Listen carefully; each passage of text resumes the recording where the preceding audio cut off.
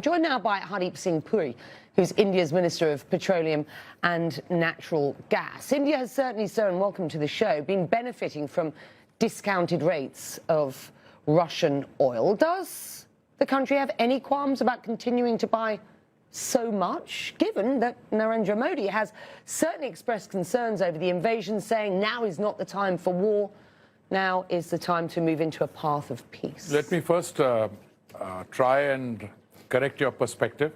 We ended the financial year 2022, that is 31st March 22. The purchases of Russian oil was not 2%, 0.2%, number one. Number two, we still buy only in a quarter what Europe buys in one afternoon. So let's be very clear about what the perspective is. Where will we buy from? Russia is not the largest supplier of oil to India. Russia supplied only 0.2%. Now it's one of the top 4 or 5 suppliers. And in fact, the largest supplier last month was Iraq. So that there is no misunderstanding anywhere, we owe a moral duty to our consumers. We have 1.34 billion population, and we have to ensure that they are supplied with energy, whether it's petrol, diesel. We were the only country in the world which at the time when we were feeding 800 million people 3 meals a day, which we are still doing, the government reduced its revenue in order to make sure that prices at the petrol bunk didn't go up. So we have 60 million people going to the petrol bunk. There is no moral conflict with buying Russian oil? Oh, absolutely none. Absolutely none. There is no moral conflict. I mean, somebody wants to take an ideological position. Well, but we don't buy from X or Y. We buy whatever is available, and I don't do the buying. It's the oil companies who do the buying. Let's be quite clear about this. India is a backdoor into Europe for Russian oil at the moment. You're talking about the... Hang on, let me just finish. You're talking about the oil that comes in and is used for... And you say there's no moral issue with this in providing energy for 1.4 billion people. But let's be quite clear. Russian oil is imported, it is refined, and then it is exported to Europe, sir. That was done by some private sector companies, not by the OMCs. Who buys Russian oil, where it is refined? You're not denying that's happening. No, there's no question. We have nothing to do with that. First of all, the government doesn't do the buying. Let me be very clear. Oil trade is conducted by economic entities. All right. Today I met the minister from Guyana. They've got production. Come, we'll buy from there. We're buying from Canada. Do you know something? I bought last year from the United States $20 billion worth, which is almost half of what I buy from OPEC.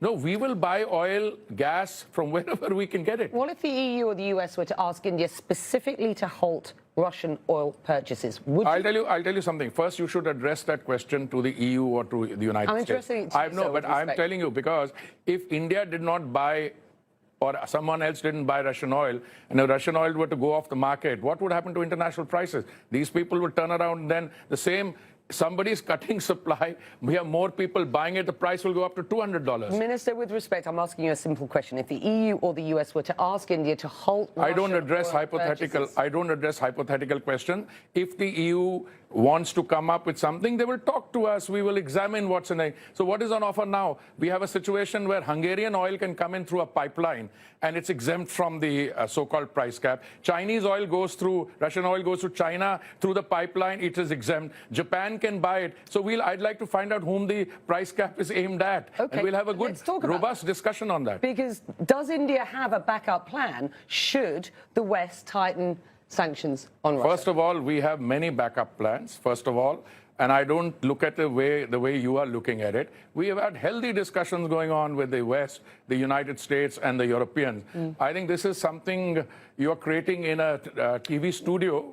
No, that's not fair. That's not fair. Well, you know the narrative is out there. I am just crossing. I have just come back from the United States. Do you know what happened in my bilateral discussions with me? No, I don't have to. It's privileged conversation. But I don't feel, and I've said on record, not only now to you, Andy, but to you earlier and to us, we don't feel any pressure. Modi's government doesn't feel the pressure.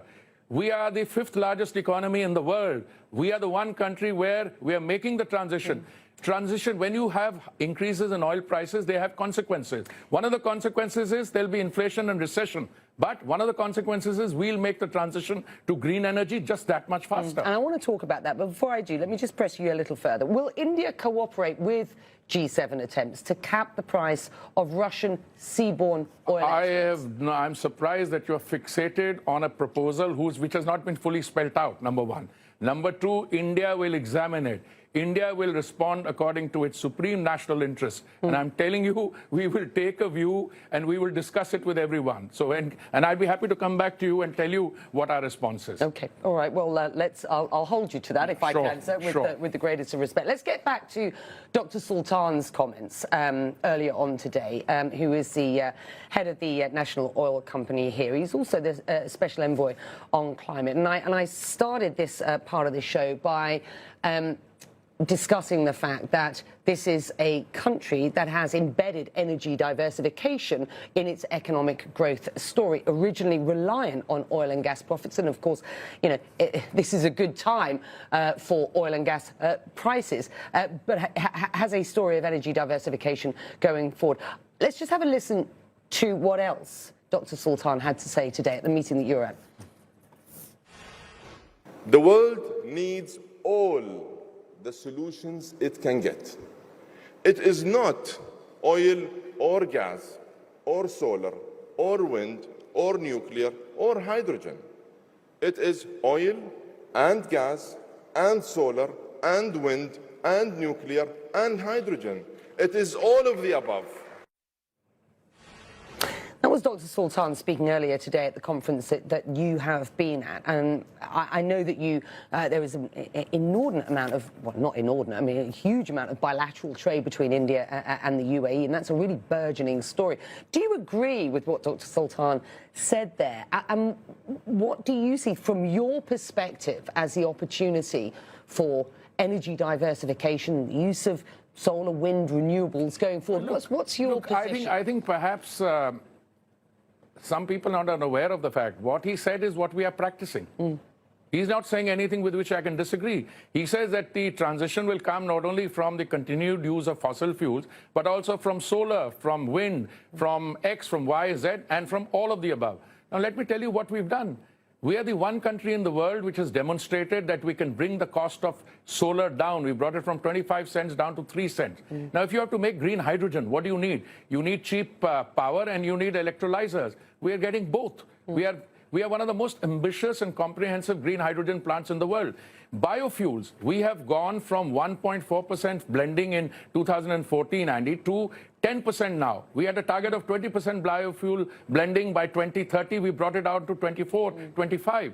If you look at compressed biogas, we have 42 plants producing compressed biogas. Our target is 5,000 plants, making ethanol from agricultural waste. So India is doing precisely what Minister Sultan is recommending. So we have no difficulty on that.